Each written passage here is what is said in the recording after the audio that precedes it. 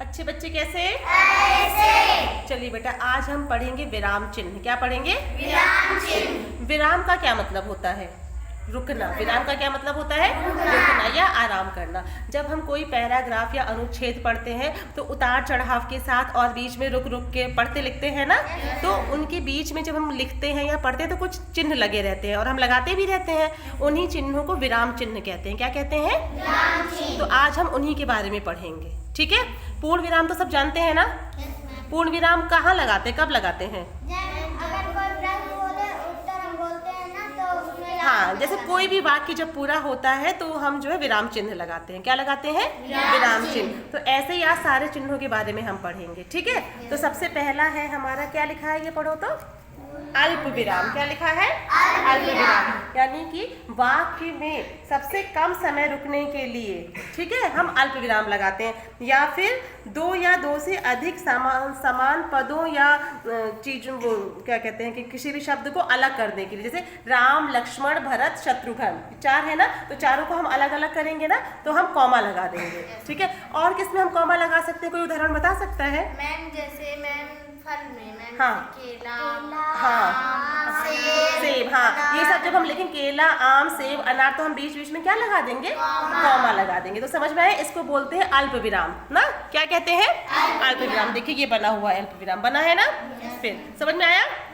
अब जैसे हमने रंगों के नाम लिखे, लाल, पीला, हरा, नीला, काला, तो इन सब के बीच में क्या लगाएंगे? अल्प विराम। क्या लगाएंगे? अल्प विराम। चलिए नेक्स्ट पढ़िए। नेक्स्ट क्या है? पूर्ण विराम कब लगाते हैं? पढ़िए।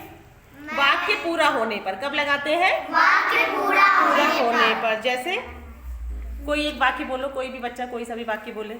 मैं खाना खाता हूँ। मैं खाना खा रही थी या मैं खाना खा रही हूँ, तो वाक्य पूरा हो गया हमारा। तो हम क्या लगा देंगे यहाँ पे?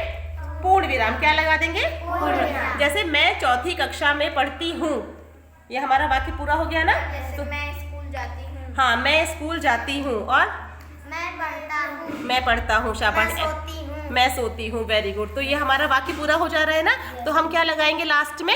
पूर्ण विराम। देखिए ऐसे होता है पूर्ण विराम। ठीक, ये है पूर्ण विराम। फिर अगला कौन सा है हमारा?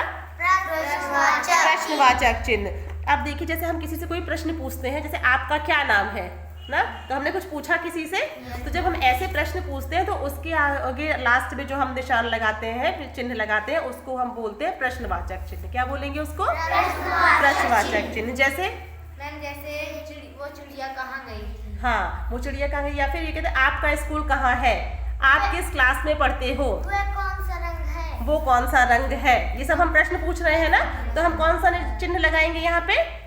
प्रश्नवाचक। जो चिन्ह हम लगाते हैं हम उसको बोलते हैं प्रश्नवाचक चिन्ह। क्या बोलते हैं? प्रश्नवाचक चिन्ह। कैसा होता है? दिखाऊंगी, रख के। हाँ, ये क्या है हमारा? प्रश्नवाचक चिन्ह। उसके बाद है विस्मयादिबोधक, विस्मय बोधक चिन्ह। कौन सा है? विस्मय बोधक चिन्ह। जैसे हमें, जब हम कभी बोलते हैं, जैसे हमें खुशी हो या घृणा हो या आश्चर्य हो ना, ऐसी जगहों पे जो हम चिन्ह लगाते हैं उसे बोलते हैं विस्मय बोधक चिन्ह। क्या बोलते हैं? विस्मय बोधक। जैसे अरे कल तो बहुत तेज आंधी आई थी ना, हम इसे हमें लगता जैसे कोई बड़ी बात है, आश्चर्य वाली बात है। और बताओ ऐसे। हाँ, अक्षर ने क्या बताया? अरे गिर गया। और सारा आम हमारा गिर गया। हाँ, और बताइए। इतना बड़ा। और ऐसे अरे आज तो बहुत मजा आएगी स्कूल में, खुशी भी तो होती है, उसमें भी लगा सकते हैं जो है ना, तो उसका। आज तो स्कूल में छुट्टी है। हाँ, अरे आज तो छुट्टी है, सब लोग खुश हो जाते हैं ना कि भाई आज 15 अगस्त से मजा आएगी। तो इन सब जगहों पे हम क्या लगाते हैं? विस्मय बोधक चिन्ह। क्या लगाते हैं? विस्मय बोधक चिन्ह। कैसे होता है? उन्हें रख के बताओ। हाँ, ऐसे लाइन खींच के ऐसे नीचे डॉट लगा देते हैं। ठीक है, समझ में आया? अब जैसे इसमें क्या उदाहरण दिया हुआ है? अरे वह आगरा नहीं गया। ठीक है, समझ में आया सबको? अब जब भी हम हिंदी की बुक पढ़ेंगे तो इन चिन्हों का ध्यान रखना, ठीक है, कि कौन सा चिन्ह कहाँ लगाएगा। सब बच्चे ध्यान से पढ़ेंगे ना। हाँ, फिर अगला है हमारा योजक चिन्ह। क्या है हमारा? योजक चिन्ह। दो शब्दों के बीच उन्हें जोड़ने के लिए जो हम चिन्ह लगाते हैं उसे बोलते हैं योजक चिन्ह। क्या बोलते हैं? योजक का मतलब ही जोड़ना होता है। क्या होता है? जोड़ना। जैसे क्या उदाहरण लिखा है, चलो पढ़ो। आजकल वह आगरा नहीं आता, तो आज और आजकल के बीच में हमने डैश लगाया है ना, हाँ, फिर जैसे ऊपर नीचे चढ़ते चढ़ते मेरी सांस फूल गई। अपने सपने। हाँ, ये नहीं, अपने सपने नहीं। और बताओ। सीधा सीधा। दिन रात बारिश ही हो रही। दिन रात पानी ही बरस रहा है, तो दिन रात के बीच में हम डैश लगा देते हैं ना, ये ऐसे होता है। टेढ़ा सीधा। हाँ, टेढ़ा सीधा। टेढ़ा सीधा, टेढ़ा टेढ़ा या सीधा सीधा ऐसे होगा। टेढ़ा सीधा तो विलोम शब्द हो गया हमारा ना। और बताओ कुछ इसका उदाहरण योजक चिन्ह वाला। सुबह शाम तो बारिश हो रही। सुबह शाम तो बारिश हो रही है, शाबाश, वेरी गुड, उसमें लगा दिया हमने ना। धीरे धीरे चलते चलते मैं स्कूल पहुंच गया, तो धीरे धीरे में भी तो लगाएंगे ना, चलते चलते में भी लगाएंगे, ऐसे होता है। ये सब बस खाली अपने अपने। हाँ, अपने अपने घर जाना। मैडम जी कहती है ना, सब बच्चे अपने अपने घर जाना ना, इधर उधर कोई मत जाना, अपने अपने घर जाना। अपने अपने में लग गया, इधर उधर कोई मत जाना, इधर उधर में भी लगाएंगे, होता है ना ये। बीच बीच। हाँ, बीच बीच में, बीच बीच में रुक रुक के पढ़ा करो, ऐसे बोलते हैं, बीच बीच में रुक रुक के पढ़ा करो। तो बीच बीच रुक रुक, इसमें क्या लगेगा, ऐसे डैश लगता है ना। अब जब भी पढ़ना हिंदी की बुक तो ध्यान देना इन चीजों को, ठीक है। इस चिन्ह को बोलते हैं योजक चिन्ह। क्या बोलते हैं?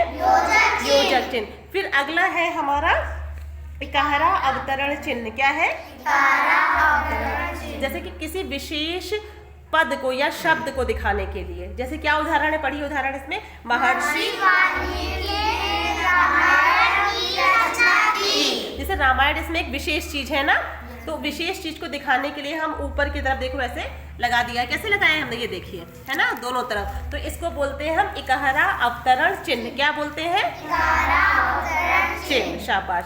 अब अगला देखो क्या है हमारा, दोहरा अवतरण चिन्ह ना। दोहरा अवतरण चिन्ह में क्या होता है, किसी ने जो बात हमसे की है ना, वो हम किसी और को ज्यों का त्यों बोल दें, ठीक है। जैसे कि महक ने स्नेहा से कहा कि आज मैं स्कूल नहीं आऊंगी ना, तो अब जैसे स्नेहा ने आके मुझे बताया कि महक ने कहा आज मैं स्कूल नहीं आऊंगी, ठीक है। तो इसको हम जो लिखते हैं तो उसके ऊपर हम जो चिन्ह लगाते हैं उसको बोलते हैं दोहरा अवतरण चिन्ह। क्या बोलते हैं? दोहरा अवतरण। जैसे देखो इसमें क्या लिखा हुआ है, स्वामीनाथ बोला, दादी मुझे आपसे एक बात कहनी है ना। क्या बोला स्वामीनाथ ने? स्वामीनाथ बोला, दादी मुझे आपसे एक बात कहनी है। हाँ, तो देखो ये किसने कहा है, दादी मुझे आपसे एक बात कहनी है, ये स्वामीनाथ ने बोला ना।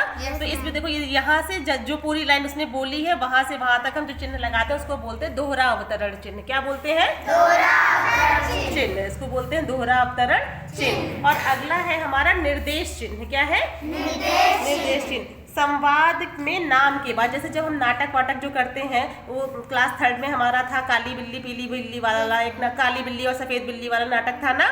और एक था हमारा इसमें क्या शक है, तो तोता बोलता है, वो डैश लगा के फिर वो बोलता है, फिर राजा के आगे डैश लगा रहता है तो फिर वो बोलता है। जो भी अपना संवाद बोलते हैं उसमें जो है हम ये लगाते हैं निर्देश चिन्ह। क्या लगाते हैं? जैसे इसमें क्या है, कृष्ण ना, कृष्ण ने क्या कहा, माँ मैं गाय चराने जाऊंगा ना।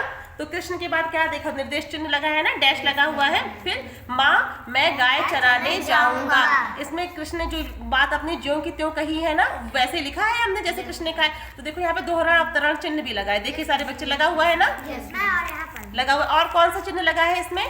कॉमा भी लगा हुआ है। देखो हम ऐसे बोलते हैं ना, जैसे गए में, सुनो मेरी बात ध्यान से, माँ, तो फिर ऐसे रुकते हैं तो माँ मैं गाय चराने जाऊंगा, ऐसे तो बोलते हैं कि नहीं। तो माँ के बाद कॉमा लगा, थोड़ी देर के लिए रुके हम, और मैं गाय चराने जाऊंगा। ये बात हमने ज्यों की त्यों लिख दी है, या ज्यों की तो लिखी हुई है इसमें, तो इसमें हमने क्या लगा दिया, दोहरा अवतरण चिन्ह। तो अब विराम शब्द कुछ समझ में आए? अब देखो ये पूरी तरीके से समझ में आ जाएंगे जब आप रोज रोज पढ़ते समय इन चिन्हों को ध्यान दोगे, ठीक है। हिंदी हम रोज पढ़ते हैं ना, तो अब हमेशा जब भी आप कोई भी पैराग्राफ या अनुच्छेद पढ़ेंगे तो इन विराम चिन्हों को ध्यान में रख के पढ़िएगा, ठीक है। ये अच्छा लगा आज पढ़ने में, नई चीज थी। तो चलिए, समझ में आया सबको? और जिसको जो भी दिक्कत होगी वो हमसे आगे पूछेगा कि मैडम ये चिन्ह कौन सा है और यहाँ पे ऐसे क्यों लगा हुआ है, ठीक है ना। और जैसे धीरे धीरे आप बड़े होते जाओगे तो आपको अपने आप सब समझ में आता जाएगा ऐसे, ठीक। तो चलिए अब क्लैपिंग करिए अपने लिए।